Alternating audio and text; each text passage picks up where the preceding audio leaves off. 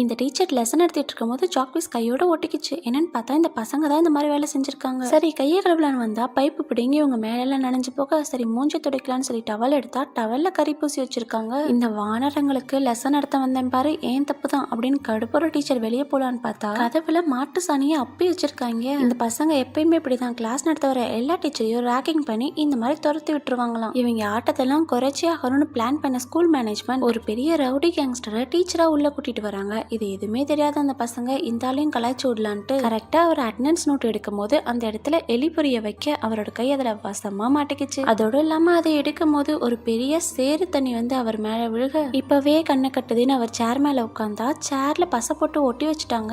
இப்படியும் அந்த சேர் கிட்ட இருந்து போராடி வெளியே வந்த இந்த டீச்சர் அடுத்த நாள் ஸ்கூலுக்கு ஸ்னைப்பரோட போறாரு. அங்க போய் பார்த்தா வழக்கம் போல பாதி பசங்க கிளாஸ்க்கு வெளியே நின்றுட்டு கிளாஸ்குள்ள வராம இருக்க கடுப்பான இவரு 2 வாட்டி கூப்பிட்டு 3வது வாட்டி துப்பாக்கி வச்சு ஒரே ஷூட் பண்ணிட்டாரு.